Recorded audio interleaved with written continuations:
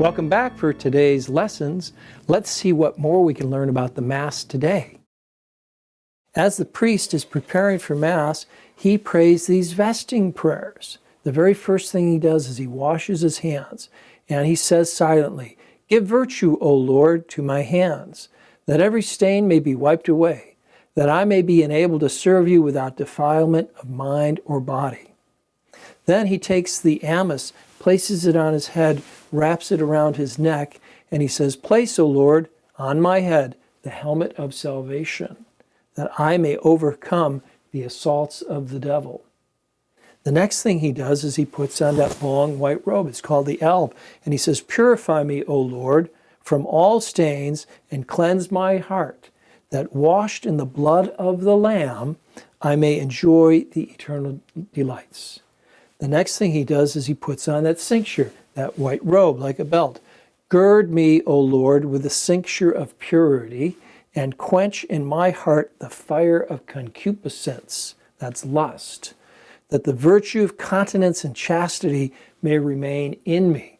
A priest can't be pure and chaste unless he's humble and asks God for help. Then he puts the stole over his shoulders. "Restore to me, O Lord, the state of immortality which was lost to me by my first parents," that was Adam and Eve, "and although I am unworthy to approach your sacred mysteries, grant me eternal joy." Finally, he puts the chasuble over his shoulders as he says, "O Lord, who said, 'My yoke is sweet and my burden is light,' grant that I may carry it so as to obtain your grace. Amen." It's not mandatory for the priest to pray those prayers, but it really helps put him in the mood. You can pray them in English or you can pray them in Latin. I know them in both. After Mass, there's a couple of prayers that he can pray. I'm going to show you something very special, which I'll bet you've never seen before. You see this beautiful wooden case here, the millwork? Inside here, we have the sacred vestments that the priest uses when he celebrates Mass. So take a look at this. We have a white one for days of rejoicing, a purple vestment, that's called a chasuble, for Lent and Advent. Here we have a red one for Feast of a Martyr or Pentecost Sunday. Here is a green chasuble and stole as well. This is the stole for ordinary days. And then we have some additional ones here. This one is a beautiful one for the Divine Mercy Sunday.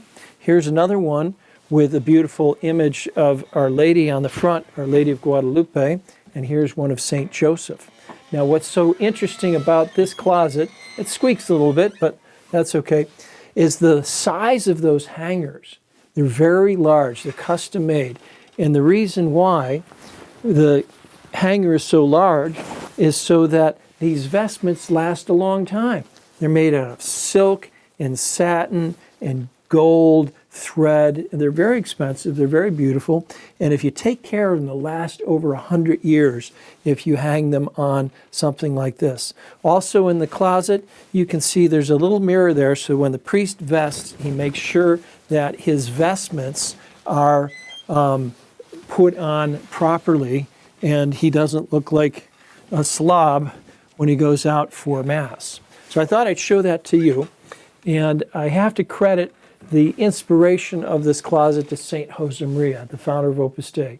He said in our chapels and churches, we want the best for God, but only one of each item.